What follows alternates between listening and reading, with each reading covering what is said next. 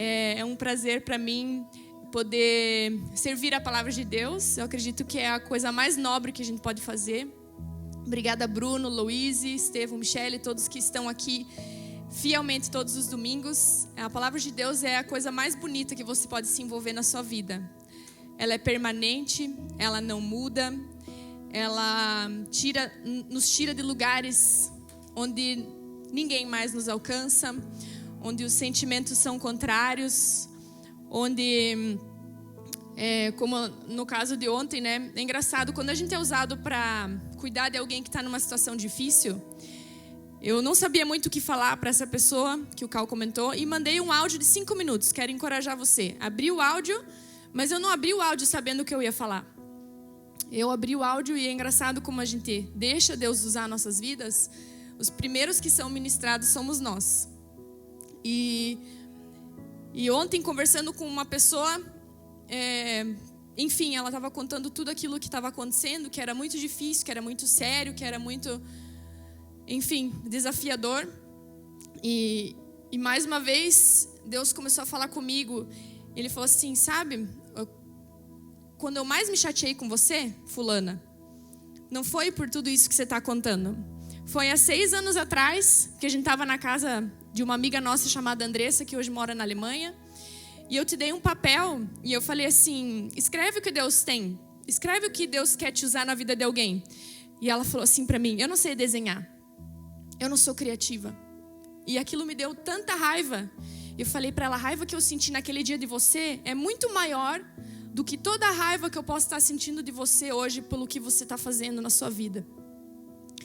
E é assim que Deus se sente conosco. Deus, ele não olha para você olhando os teus defeitos, aquilo que você fez de errado, mas ele olha para você e fala assim, olha tudo que eu coloquei dentro dela.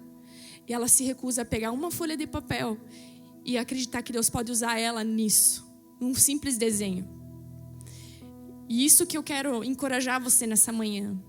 Pegue a sua folha de papel, pegue o que você tem na mão, creia que aquilo que você vai fazer na vida vai transformar o mundo, porque Deus colocou dentro de você.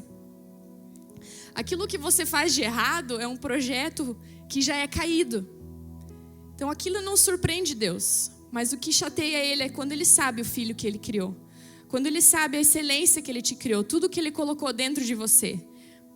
Ele sabe o potencial que você tem. Ele sabe. E eu quero te encorajar nessa manhã, uma manhã alegre, porque você vai se identificar com um personagem que eu conheço desde criança também, você também, provavelmente se você não ouviu a primeira vez, quero te encorajar a estudar mais sobre ele. E não são apenas histórias, né? A Bíblia, ela é um livro de mistérios. E todos os dias, talvez você era criança quando você ouviu essa história, mas aquilo teve um impacto na sua vida. Hoje, a situação que você vive hoje, essa história ela vai ter um outro impacto. Porque essa é a plenitude da palavra de Deus. O tempo passa, mas ela continua sendo efetiva. Porque são histórias de vidas reais. Existiam escrivãos que estavam escrevendo histórias de vidas reais. E seria tão legal se tivéssemos um escrivão hoje no nosso meio, contar a história da Sheila, o que ela venceu, contar a história da Duda, como ela pode hoje cantar do jeito que ela canta para Jesus, contar as histórias de vocês, como a Ju está aqui hoje firme, forte. Como seria o escrivão hoje falando as nossas histórias? Seriam histórias que transformariam a vida dos seus filhos, a vida dos próximos. Então vamos nos encorajar a isso. A mensagem de hoje se chama Seja Feita a Sua Vontade. Foi uma das orações que Jesus ensinou, e talvez você já repetiu isso se você foi parte de um jogo, turma de futebol, jogo de vôlei, né? Eles costumam a fazer essas repetições. E foi uma das repetições também que eu fazia antes do meu jogo de vôlei. E achava super encorajador fazer essa oração antes de uma partida de vôlei. Mas a história que eu quero entrar com vocês nessa manhã é sobre a história de José. José, ele tinha 12 irmãos. Não sei se você já brigou com os poucos que você tem, mas ele tinha 12. Ele tinha um casaco super poderoso, que falava sobre a filiação dele, de um pai que amava ele. E a Bíblia fala que o pai amava ainda mais do que os outros irmãos. Talvez um dia eu vou conversar mais com ele sobre isso, com Jacó sobre isso.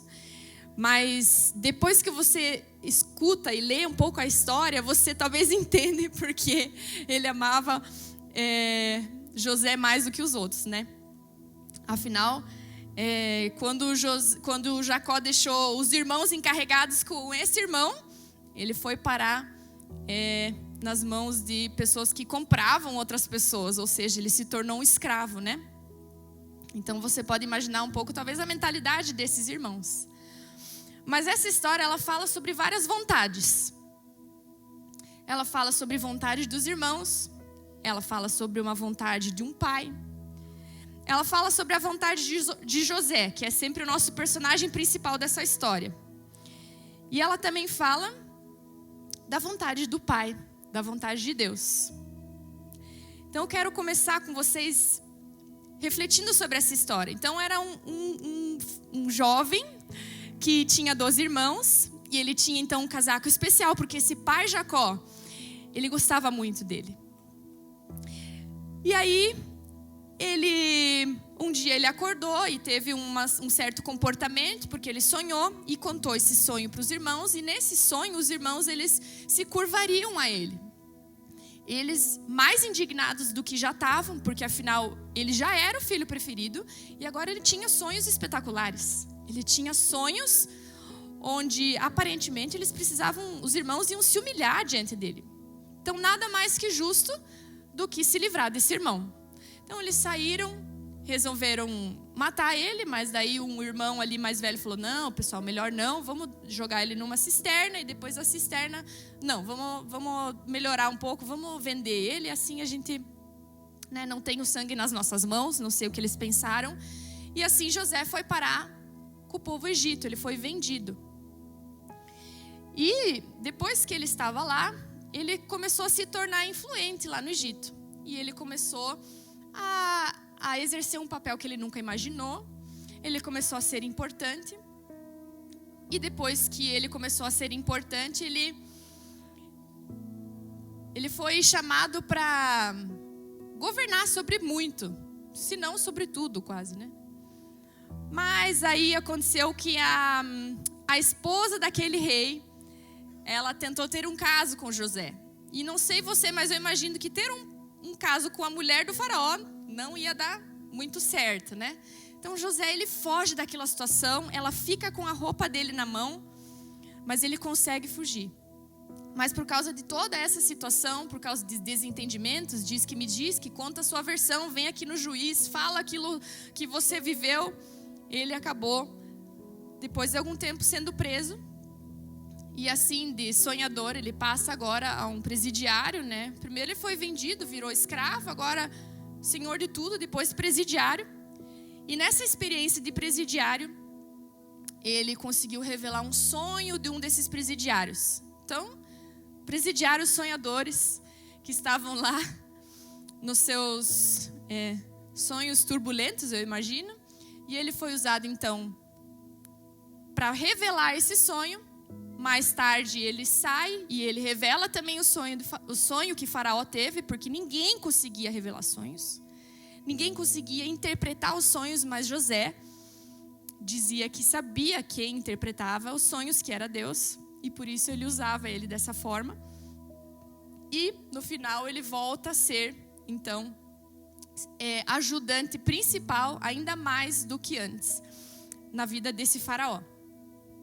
Chega então um certo momento que ele, quando revelou o sonho, ele revelou que haveria seca, haveria um tempo difícil, haveria um tempo de bonança, mas seriam tempos de escassez, ia faltar comida, não ia mais produzir, a gente ia exportar tudo, não ia ter chuva, não sei, tudo aquilo que acontece na lavoura, tudo aquilo que acontece no nosso dia a dia do acaso, como estava sendo dito aqui.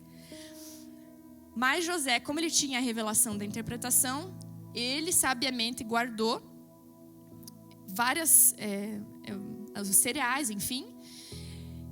E quando na família dele acabou a comida lá, o pai falou: não, vai lá pedir comida. E esses irmãos vão então até José. Então aqueles que eles venderam, que eles odiavam, né, eles não reconheceram José, mas eles José teve a oportunidade de ser carrasco. Eu imagino que teve muita luta interna, né? A gente vê na história que ele reluta, que ele coloca eles na prisão, aí ele vai chorar, daí ele fala do filho que ele não conviveu tanto, que era o Benjamim, que era o mais novo, e ele diz que chora e volta. E aí tem toda uma trama, né? Ele coloca uma peça dentro dos cereais que ele dá, enfim. Resumo da história, né? Os pais são alimentados por José e no final ele conta a verdade, fala: eu sou José, vocês não me reconheceram. E assim termina essa história.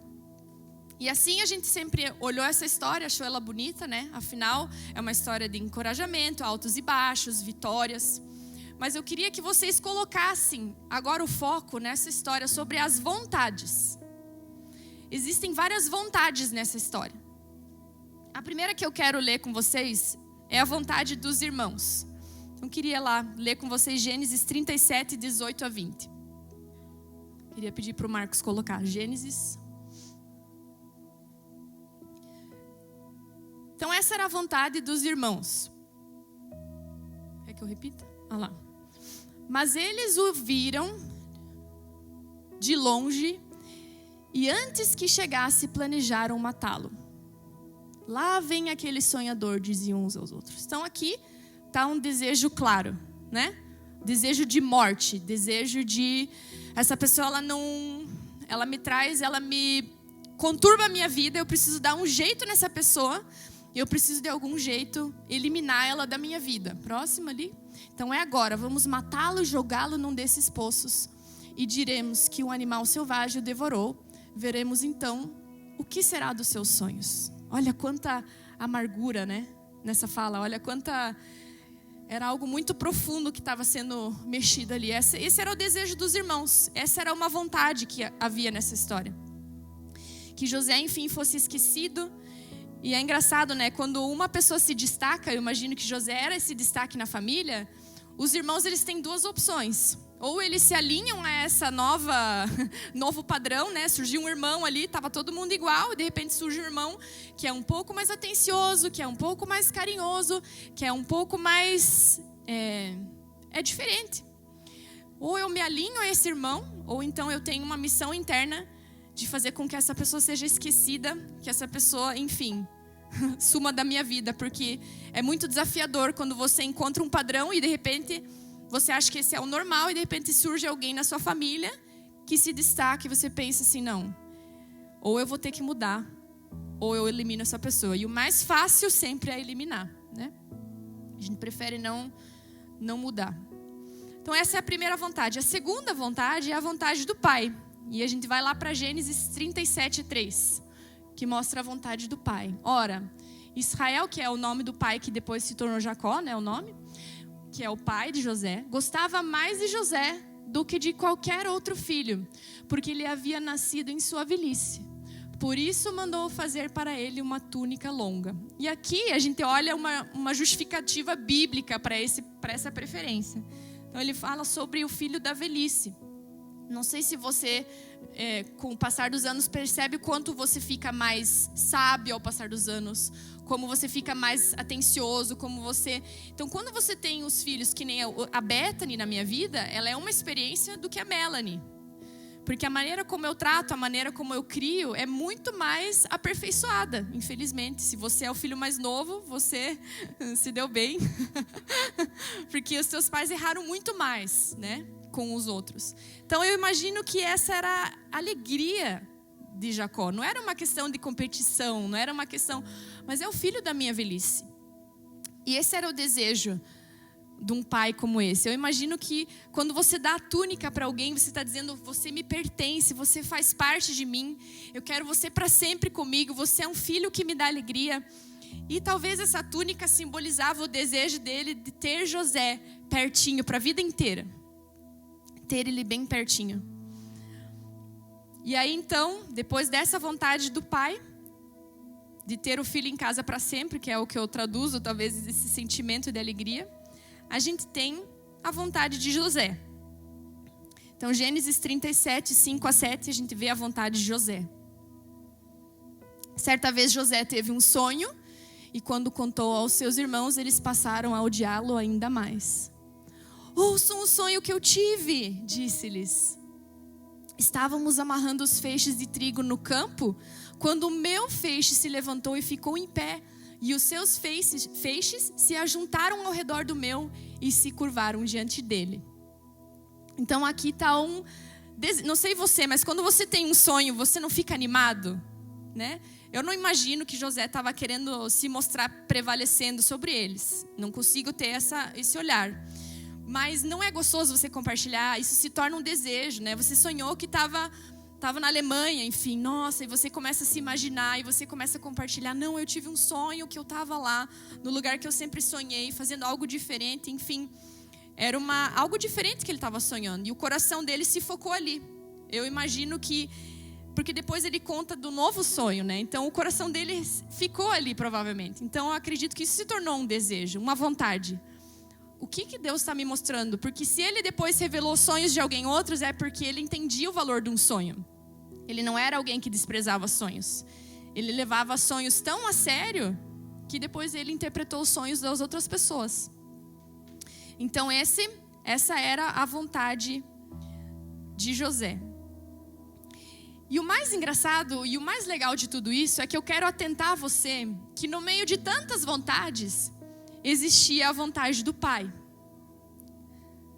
No meio de tantas vontades, vontade de matar, vontade de ter perto, vontade de sonhar, assumir, sei lá, viver o que Deus está falando para mim nesse sonho. Existe a vontade do Pai. E a palavra de Deus, ela afirma que a vontade do Pai, ela é boa, ela é perfeita e ela é agradável. E quanto tempo José demorou para experimentar essa vontade?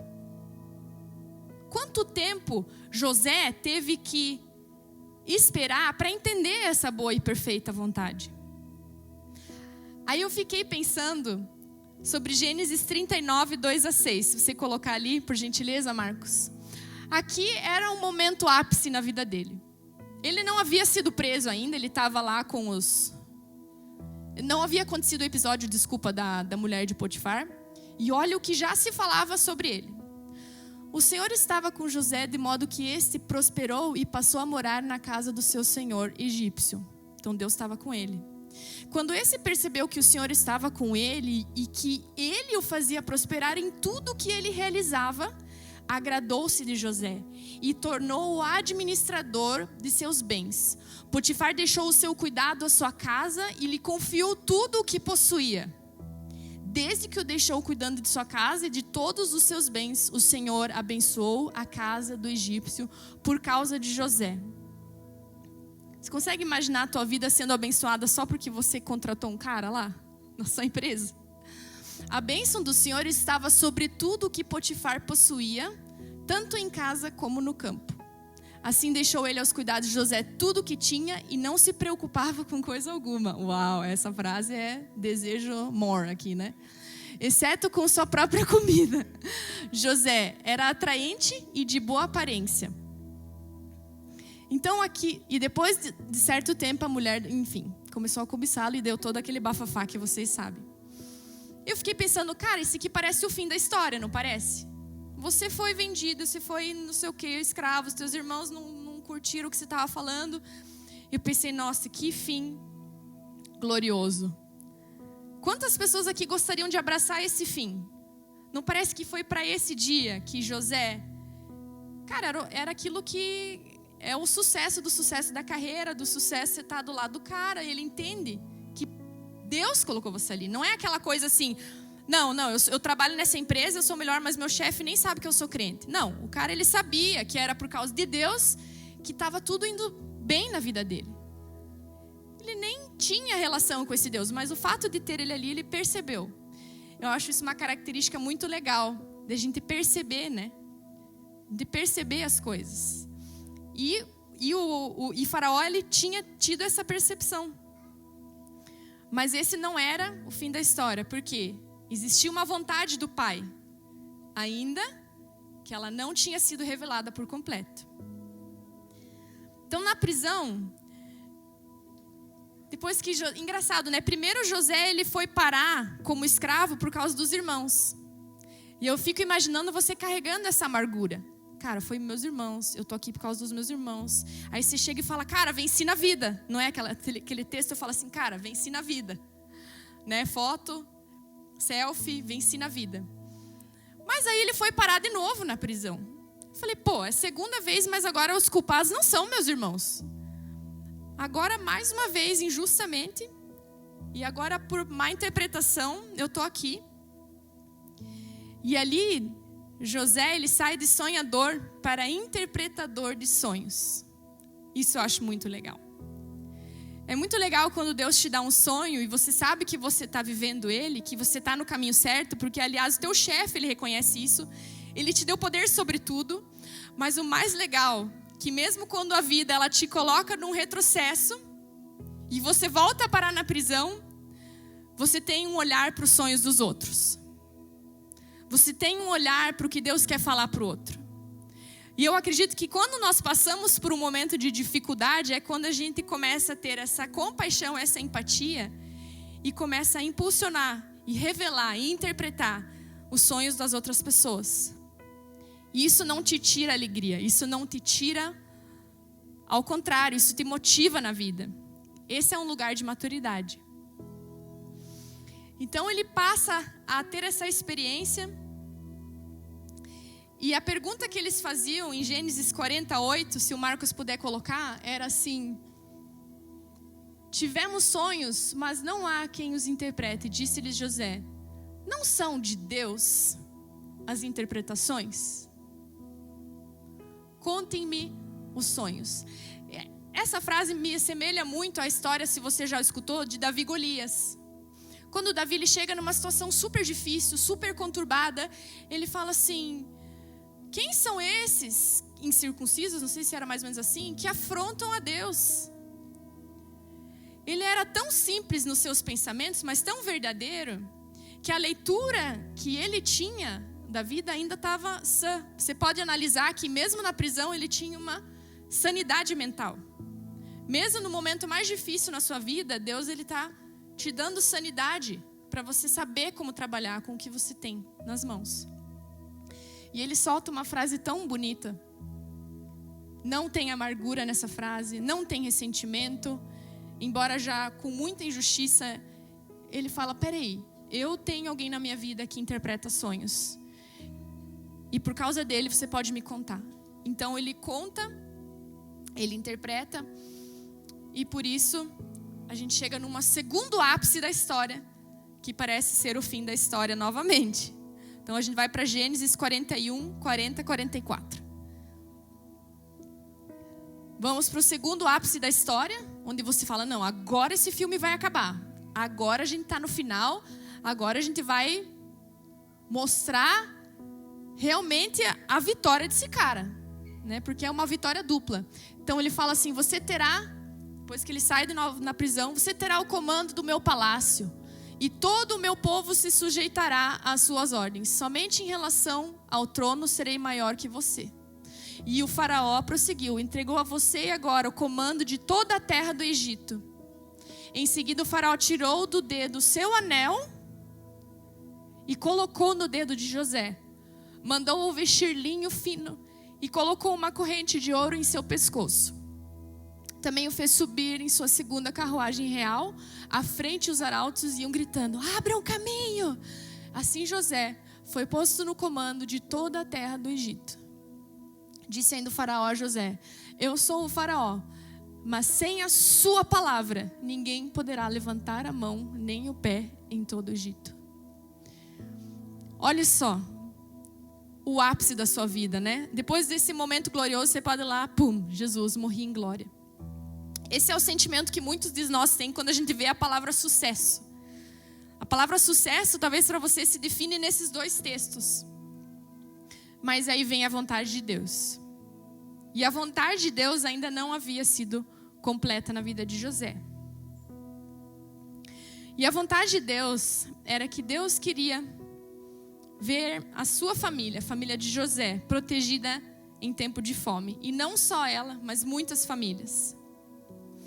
E essa vontade de Deus a gente enxerga então em Gênesis 42, 6 a 9. José era o governador do Egito e era ele que vendia trigo a todo o povo da terra, ou seja, ele que falava quem comia ou quem não. Por isso, quando os irmãos de José chegaram, curvaram-se diante dele com o rosto em terra. José reconheceu seus irmãos logo que os viu, mas agiu como se não conhecesse. E lhes falou asperamente: de onde vocês vêm? Responderam eles: da terra de Canaã, para comprar comida. José reconheceu seus irmãos, mas eles não o reconheceram. Lembrou-se então dos sonhos que tivera a respeito deles e lhes disse: vocês são espiões. Vieram para ver onde a nossa terra está desprotegida. Olha só que interessante. O sonho que José teve significava uma coisa para ele, debaixo da vontade dele. Significava que os irmãos se curvariam a ele. Mas nesse momento, que já passou muitos anos, ele lembrou do quê? Ele lembrou do sonho. E naquela hora, Deus lembrou: olha, eu coloquei isso. E é isso que acontece na sua vida, quando Deus ele fecha os pontos e você percebe a vontade de Deus. Você lembra do sonho, você lembra daquilo que aconteceu. E como Esther, você pode pensar: foi para um tempo como esse que Deus me levantou. A vontade de Deus, ela tem uma perspectiva. E eu quero elevar os teus olhos para essa perspectiva nessa manhã. A perspectiva da vontade de Deus, ela é boa, ela é perfeita e agradável, e não é só para você. Ela é boa para inclusive os irmãos que venderam ele, porque se não fosse eles não teriam o que comer. Ela é boa inclusive para um pai que aparentemente achou que perdeu o filho para cães, que nunca mais veria o filho. Ele tinha 12, mas quem perdeu um filho sabe o que é perder um filho. A vontade de Deus, ela tem uma perspectiva. E ela só é perfeita, boa e agradável porque é a perspectiva do Pai. Tudo na sua vida que ainda não é bom, ainda não é perfeito e não é agradável, é porque você ainda não enxergou a vontade dele plena, cumprida, porque ele tem uma perspectiva macro. Ele sabe fazer a Sheila trazer a coxinha sem que eu me mexesse lá em casa. E eu falei pro Cal: não dá pra passar numa padaria. Ele falou: em 5 minutos começa o briefing. Eu falei: então vamos pro briefing. Querendo morder minhas mãos de fome. A perspectiva da vontade de Deus é sempre completa. E nos sucessos da vida, a gente abraça aquele sucesso e pensa assim: agora sim. E eu fiquei imaginando que, se você conhece a história de Paulo, ele caiu do cavalo, ele tem uma experiência de ficar cego, e aí vem alguém e revela a cegueira dele e é curado. E eu fiquei pensando: o que ia acontecer? E o que ia acontecer comigo, com você, se Paulo abraçasse a cura dele? Porque já é um milagre. José, ele já estava vivendo um milagre, ele não precisava mais provar nada para ninguém. Você confirma isso comigo? Ele já passou por muita coisa. Ele precisa passar por mais uma coisa? Ele realmente precisa passar por isso? Ele realmente precisa encarar o maior trauma da vida dele de frente? Depois de tudo aquilo que ele já passou, depois de tudo aquilo que ele já provou, de toda a injustiça. E às vezes eu e você, a gente se encontra nesse lugar. E você fala assim: de novo não. De novo não. Mas você sabe que a primeira vez que você sobreviveu também não foi por causa de você, não foi a sua força, foi Ele. Porque o medo de você vencer mais uma vez com Ele? Porque a vontade de Deus, ela é boa, ela é perfeita, ela é agradável. E as nossas dores, elas precisam de revelações mais profundas. Escreve isso, anota isso, pense sobre isso. Você pensa: não, Aline, mas está doendo demais, você não está entendendo. Está doendo demais. Eu quero te dizer: Deus vai te dar uma revelação ao nível da tua dor. Porque um dia você cantava: ah, Deus, que seja feita a sua vontade. Mas hoje é em cima da dor que você canta: seja feita a sua vontade. Isso mostra a sua maturidade. E porque Paulo não abraçou a cura como final da sua história, e porque José não abraçou o sucesso como final da sua história, a vontade de Deus, ela foi feita. Porque ela não parou numa vontade humana. Ela parou numa vontade divina. Você é a vontade divina do Pai. Enquanto você está achando que não está acontecendo nada, Deus está trabalhando, Deus está interpretando o sonho ali, Deus está mandando alguém entregar algo ali. E a vontade perfeita e plena do Senhor vai ser feita. Ela é feita. E se não fosse o sonho de José, talvez ele pensou, ai Deus, mas se eu não sonhasse, eu não teria sofrido tanto. Mas se você não sonhasse, você teria ficado morto de fome, você teria morrido de outra coisa. Você não está enxergando. Você não está vendo, mas eu estou o tempo inteiro te livrando. O tempo inteiro existem milagres extraordinários acontecendo. Para essa palavra se cumprir, a vontade do Pai teria que ser frustrada. O filho preferido tem que ir para longe. Para essa palavra ser cumprida, a vontade dos irmãos, que o irmão morresse, precisava ser frustrada.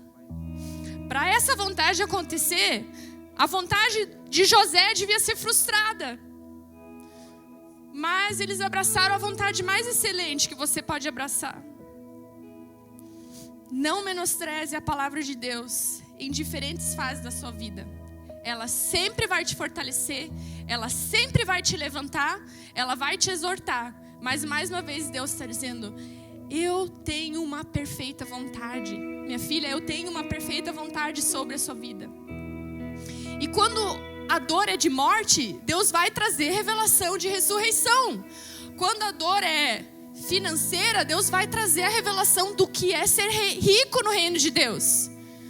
Porque a palavra de Deus, ela não é uma palavra de consolo, algo que vai dar um tapinha nas costas e vai falar, pois é. A palavra de Deus, ela é a única substância concreta suficiente para carregar você nessa vida chamada hoje. E Ele vai fazer as pessoas prosperarem, porque você vai poder comer.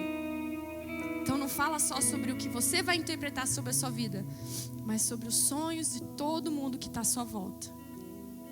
Interprete os sonhos enquanto você está preso, interprete os sonhos dos outros. Enquanto você sair, Deus vai continuar revelando os teus sonhos, escrevendo os teus sonhos. Quero terminar com a palavra de Jeremias 29, 11 e 12. Jeremias que fala assim: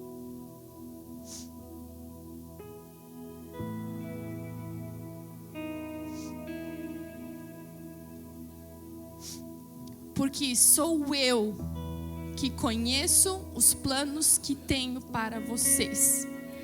Eu que conheço. Eu que conheço, diz o Senhor. Planos de fazê-los prosperar e não de causar dano. Ah, mas o meu sonho não aconteceu como eu queria. Ah, mas aquilo ali, mas fui para lá. Mas os planos do Senhor, eles são perfeitos. Planos de dar a vocês esperança e um futuro. Foi isso que Ele fez nessa família. Foi isso que Ele faz na nossa família. É isso que Ele faz na sua família. Independente daquele irmão que você não compreendeu a vida inteira. Talvez você até tinha razão de vender ele para os egípcios. Talvez ele fez muito mais do que José fez. Mas entenda que a vontade de Deus vai ser feita. E no final você vai poder dizer que Deus é perfeito. Em tudo Ele não falhou.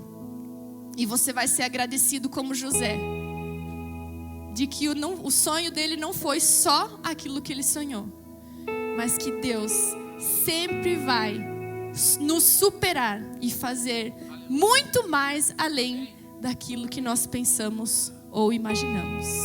Amém.